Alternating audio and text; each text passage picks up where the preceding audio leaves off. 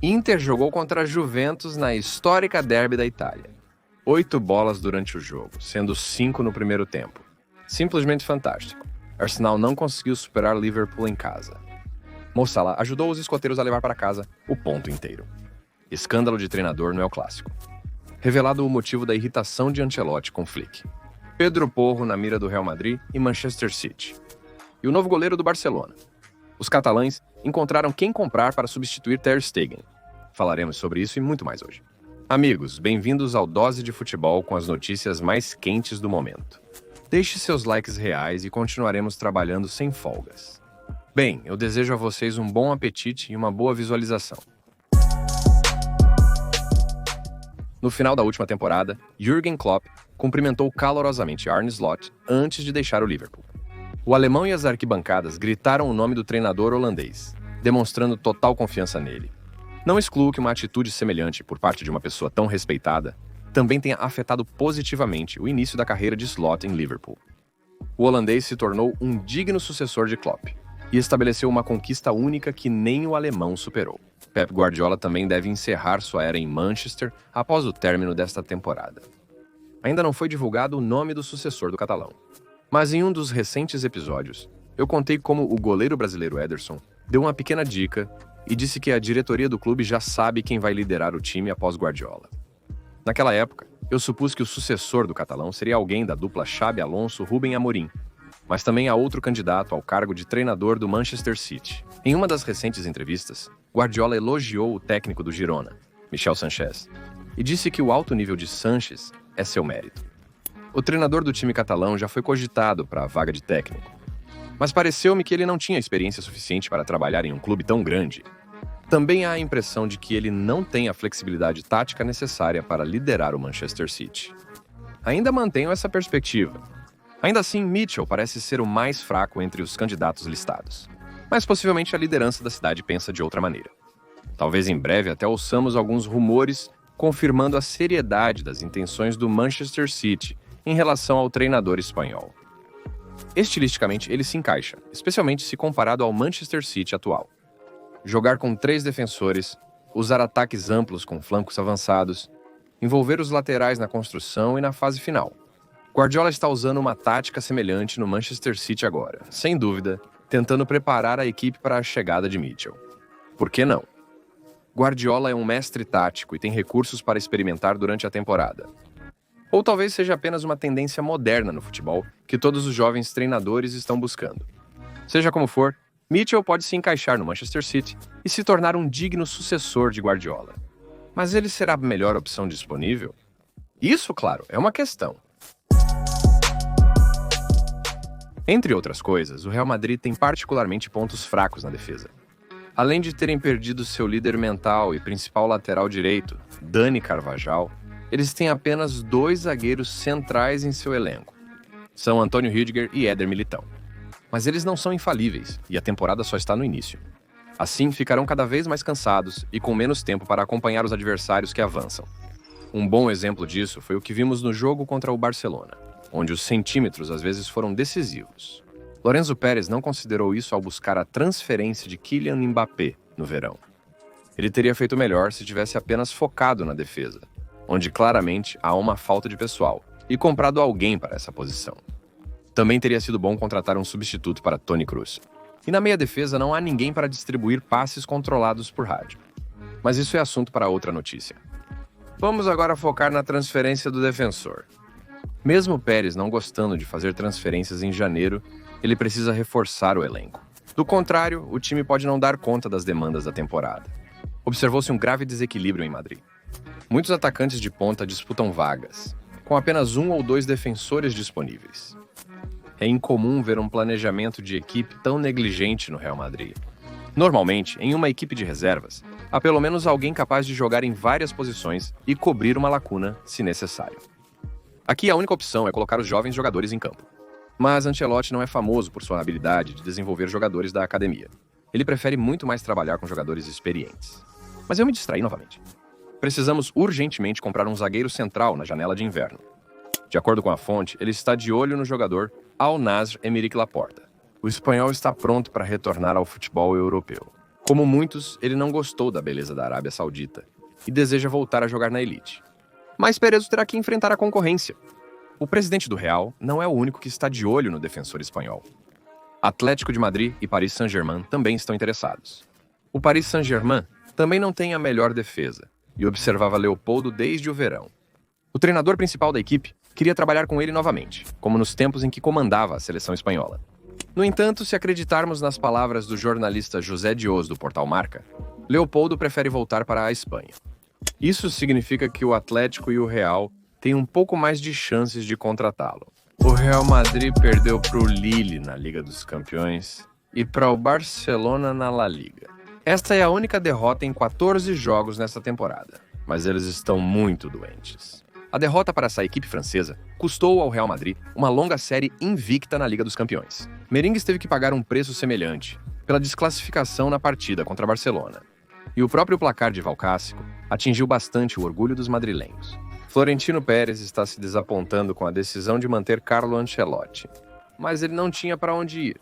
Ninguém entenderia se o italiano deixasse o time depois de fazer um gol de ouro. Mas desde o início da temporada, os problemas no jogo de ataque já eram visíveis. É fácil para o Real jogar contra equipes que têm medo dele e se defendem profundamente. Mas aqueles que resistem ao ataque têm grandes chances de sucesso, mesmo que não seja um grande europeu. O Real enfrentou dificuldades recentes contra o modesto time do Celta. Tudo porque o novo treinador do Celta está trazendo seu futebol ofensivo, independentemente do nível do adversário. E isso parece estar confundindo o Real. Eles esperam que seus adversários tenham medo deles e provavelmente estão construindo sua tática com base na linha defensiva baixa do adversário. Mas se eles tentam morder e contra-atacar, é aí que os problemas começam para o Celta. Naquela partida, eles venceram os celtas apenas por sorte. Mas o jogo seguinte contra o Barcelona confirmou a incapacidade do Real Madrid de jogar contra uma equipe destemida diante dos galácticos. Isso também mostra que o treinador do Real Madrid não tem um plano B. Depois que o Barcelona marcou 2 gols, Madrid não fez nenhuma mudança no jogo. Os jogadores de futebol continuaram a fazer o mesmo que antes, só que com menos entusiasmo. O olhar deles se apagou e o resultado estava no placar. A ausência de um plano B é diretamente culpa do treinador principal. Ele deve considerar diferentes cenários do jogo. Mas Ancelotti teimosamente insiste no mesmo futebol previsível, o que leva a derrotas como as que aconteceram nos jogos contra Barcelona e Lille. Quanto pior o Real Madrid se apresentar nos próximos jogos, maior será a pressão sobre Carlo Ancelotti. E quanto mais Florentino Pérez trabalhará para trazer Xabi Alonso. O gerente espanhol pode ser convidado até mesmo neste inverno, se as coisas estiverem realmente ruins. Mesmo antes da lesão, o jogo de Marc-André ter Stegen não causava admiração. No jogo contra o Mônaco, por exemplo, sua insegurança contagiou todo o time. Goleiro com medo, problemas à vista. No final, os catalães perderam o jogo. Curiosamente, a lesão de ter Stegen marcou o fim dos maus desempenhos do Barça na Champions League. Os catalães venceram facilmente o Young Boys e a Bavária, com Injaki Peña no gol. Isso parece que eu estou tentando dar o desejado pelo Real, mas tente lembrar como ter Stegen jogou na Eurocopa. Parece-me que ele tem algum medo de competições internacionais. E eu suponho que isso aconteceu naquela época, quando o Barça sofreu derrotas humilhantes para Roma, Liverpool e Bavária na Liga dos Campeões. Naquela época, em todas as partidas, Marc estava no gol. Ele é o único que restou da velha guarda entre os catalães. E a sensação é que ele ainda tem feridas sangrando daqueles golpes dolorosos. O reserva do Barcelona é pouco experiente. Ele é como uma folha em branco e, sob a orientação de Flick, progride rapidamente. Você já viu como que ele jogou contra o Real? Graças, principalmente, às ações desesperadas, porém necessárias, de seu goleiro, o Barcelona destruiu moralmente os jogadores do time adversário.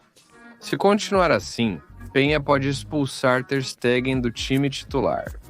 No entanto, a liderança ainda não confia completamente no protegido de La Masia.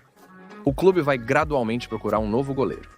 Se Peña não der certo, os catalães comprarão Kepa no verão. Segundo a fonte, o Grêmio está interessado no goleiro Lucas Chevalier, do Lille. Ele já conseguiu se destacar na Liga dos Campeões e conquistar os corações daqueles fãs que não tinham ouvido falar dele até esta temporada. Eu, pessoalmente, fiquei impressionado após o seu jogo contra o Slivot. Ele é um goleiro muito ágil, com boa reação e excelente jogo de pés. Ele tem todos os dados para se tornar um dos melhores na sua posição. E eles estão pedindo uma pequena quantia de dinheiro por ele. Lille avalia Schwalbe em 20 milhões de euros. E se Barcelona receber dinheiro do contrato de patrocínio com a Nike, não será difícil para eles alocar essa quantia para o promissor goleiro. Kyle Walker, aos 34 anos, é presença constante no time titular do Manchester City. Desde o início da temporada, Walker se tornou um jogador rotativo, atuando em apenas 5 jogos da Premier League, 2 vezes saindo do banco. A imprensa debate sua possível transferência para o campeonato saudita. Relata-se que o clube Al Ahly está interessado em adquirir Walker por 20 milhões de euros. Para a liderança do City, isso pode ser uma opção vantajosa para obter um bom valor por um jogador mais velho, com um contrato válido até 2026. Se Walker sair, o City buscará um substituto para ele. Para resolver este problema, o clube aparentemente voltará a negociar com o Tottenham, como já ocorreu na transferência do próprio Walker. Agora, o espanhol Pedro Porro, que jogou todas as partidas desta temporada para o clube, está na mira do City. O Tottenham avaliou o jogador em 80 milhões de euros. À primeira vista, parece uma quantia grande, mas é uma transferência entre clubes ingleses. As transferências dentro da Premier League aumentam imediatamente o valor dos jogadores em 20%, além do mercado já estar bastante inflacionado. Os clubes já pagaram quantias semelhantes por defensores. Não faz muito tempo que o City gastou 90 milhões de euros na compra de Aymeric Laporte. Apesar de inicialmente parecer que pagaram demais, sob a liderança de Guardiola, Laporte revelou-se de uma nova forma. E agora ele é uma verdadeira ameaça, tanto na defesa quanto no ataque. Mas não é apenas o City que está interessado no defensor do Tottenham, mas também o Real Madrid. O clube espanhol está procurando um substituto para o envelhecido Carvajal, e também está considerando Porro como uma das opções. No entanto, o principal candidato para o Real continua sendo Trent Alexander-Arnold, que pode se transferir gratuitamente se decidir deixar o Liverpool. Se Trent recusar, Porro pode se tornar o alvo principal do Real Madrid. No entanto, Guardiola já tem um defensor com enorme potencial, Rubem Dias, que Pep recentemente elogiou por sua maturidade em campo. Porém, dado a filosofia dos Citizens, eles sempre precisam de vários jogadores de qualidade similar, então podem permitir a compra de Porro. Sabe que não é um problema. Manchester United sentiu novamente a dor da derrota. Na última rodada, o Manchester United virou o jogo contra o Brentford, mantendo Ten Hag no cargo por mais uma semana. O MU perdeu para o West Ham em crise, cujo treinador também pode ser demitido. Foi aquele tipo de jogo em que é difícil culpar o treinador pelo resultado negativo. Uma reviravolta surpreendente fez o West Ham vencer a partida. O primeiro fator que eu citaria é a péssima execução da equipe. Eu não sei o que Ten Hag precisa fazer para que Diogo Dalot não erre nos espaços vazios com uma posição confortável. De fato, no contexto da execução, o Manchester United é o pior time da Premier League. Os Diabos Vermelhos jogaram 14 bolas, mas só marcaram 8. Por causa disso, eles têm uma grande falta de pontos e, como resultado, estão em 14º lugar na tabela. As razões para a derrota também podem ser atribuídas ao insucesso de alguns membros da equipe do MU. Garnacha teve uma de suas piores atuações pelo United. Ele chutou 3 vezes no gol e todas foram para fora. Mas a situação com o controle é ainda pior. Ele conseguiu, acredite, perder a bola 16 vezes. Isso é se você acreditar no portal SofaScore. Uma perda dessas custou à equipe um gol perdido. Afinal, foi dela que o West Ham iniciou o contra-ataque. E claro, vale a pena falar separadamente sobre a arbitragem nos últimos minutos da partida. O árbitro principal designou um pênalti bastante controverso, após consultar o Video Assistant Referee e revisar o episódio por um longo tempo. Na minha opinião, Inks começou a cair antes mesmo do contato com o jogador do MU. Dificilmente ele estava simulando, mas parece que o próprio parceiro que estava caindo o derrubou. O árbitro não viu e o MU perdeu o jogo. Tudo isso é justificado em prol dos pobres. É apenas uma análise do que levou à derrota dos Diabos Vermelhos. E é difícil culpar Ten Hag por isso. Mas o holandês não fez nada para transformar o United na máquina que deveria ser, considerando a quantidade de dinheiro gasto. Huntflick precisou de apenas 2 meses para transformar o Barcelona. Essa é a marca registrada de um grande treinador. Um especialista como esse é capaz de trabalhar em condições difíceis, enquanto Ten Hag está inundado de dinheiro. E o feedback são só elogios do holandês. Parecia que após a derrota para uma equipe ainda pior, o MU anunciaria a rescisão do contrato aqui mesmo. Por enquanto, silêncio. Mesmo assim, espero sua demissão em breve. Ele ultrapassou os limites. A equipe excedeu os limites. Eles não eram compatíveis. E os últimos 2 anos são a prova disso. Você se lembra do rosto de Hansi Flick depois que o Bayern fez chacota do Barcelona na Liga dos Campeões 4 anos atrás? Se você não se lembra, está piscando nas suas telas agora. Como você reage a uma vitória histórica do seu time?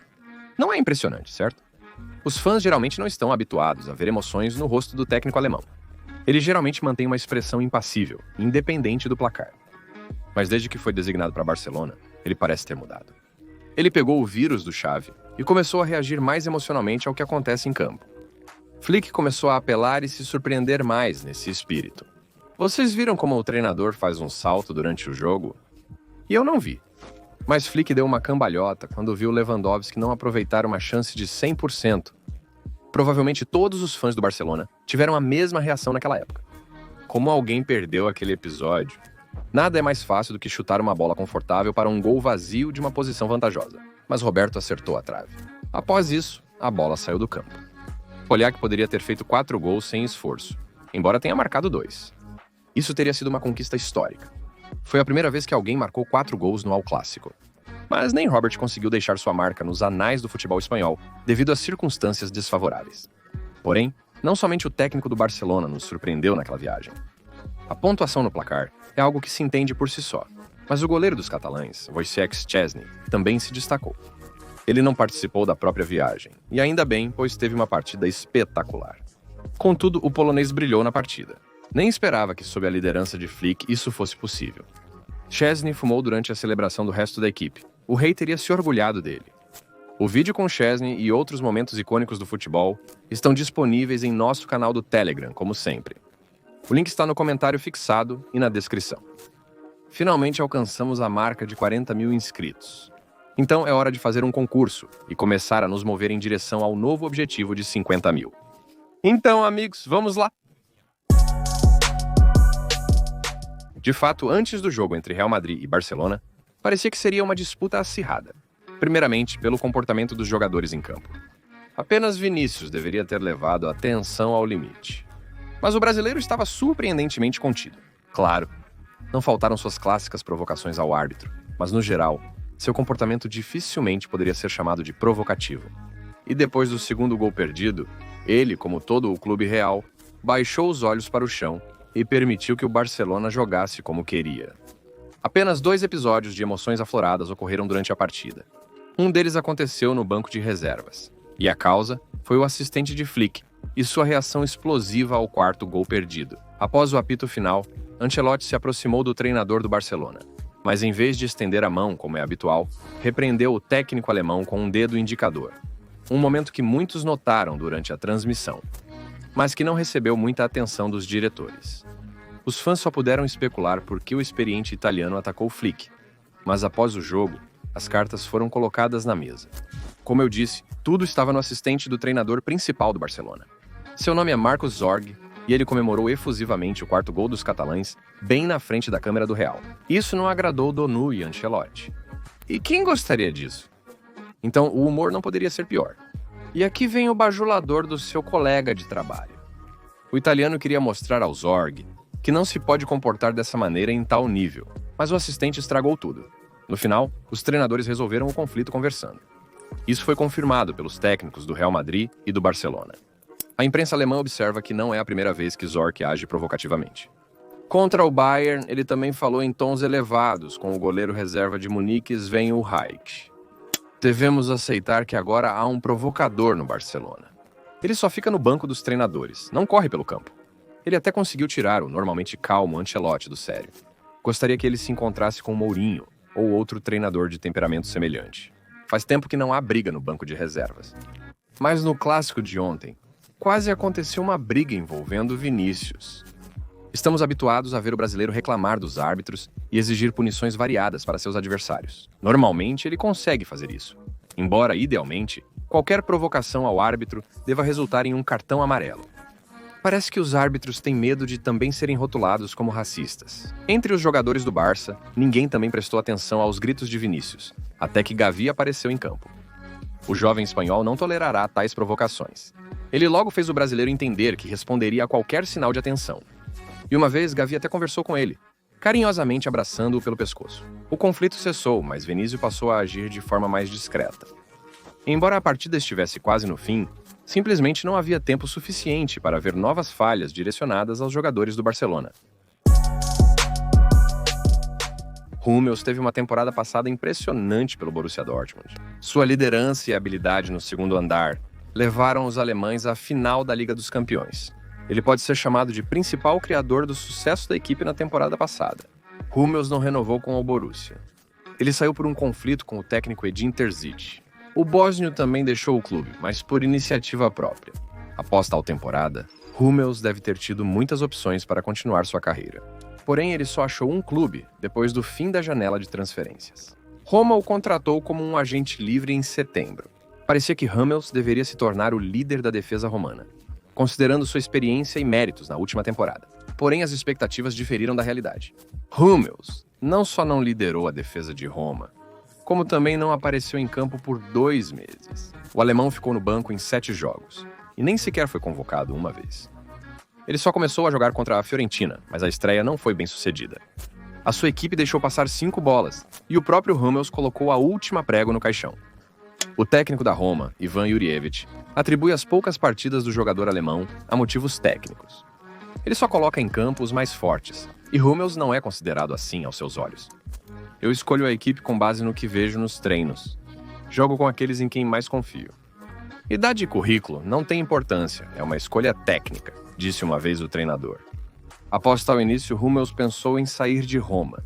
Seu contrato é de apenas 1 ano, mas o alemão não pretende aguentar tanto e ficar sentado no banco de reservas o tempo todo. Fica claro que com este treinador, ele não vê um futuro promissor e quer sair já na janela de inverno. E seguindo a velha tradição, clubes da América e da Arábia Saudita estão interessados nele. Embora os clubes não sejam mencionados, considerando a forma como muitas equipes da Major League Soccer estão se defendendo, Hummels será útil para elas. Quanto à mudança para a Arábia Saudita, a questão é que tipo de carreira o alemão quer para si, após seu período em Roma. Se ele quiser ganhar dinheiro, seja bem-vindo ao Oriente Médio, como de costume. Se ele quer aproveitar o jogo e viver em um ambiente confortável, então seria mais lógico escolher a Liga Americana. Parece que o Arsenal enfrentava o Liverpool, mas por que o Manchester City venceu? Como disse Harry Lineker, 22 homens jogam futebol, mas os alemães sempre ganham. Dentro da área de produção leiteira, existe uma versão própria deste ditado. Independentemente dos acontecimentos da temporada, o City acaba vencendo. As equipes tiveram um excelente confronto. Eles frequentemente ameaçavam os golos um do outro. Mas por muito tempo, o Arsenal estava liderando a partida. Ele marcou primeiro, mas o Liverpool rapidamente se recuperou. No fim do primeiro tempo, Mirina marcou seu primeiro gol pelo time, colocando os canhoneiros novamente na frente. Tudo indicava que o Liverpool perderia o segundo jogo na área de produção leiteira, mas um ataque bem sucedido. E Salah acabou cara a cara com o goleiro. Ele não teve que superar David Ray, e não houve mais gols marcados. Mas tal trivialidade não me desaponta pessoalmente. E você sabe o que realmente deixa qualquer fã de futebol chateado?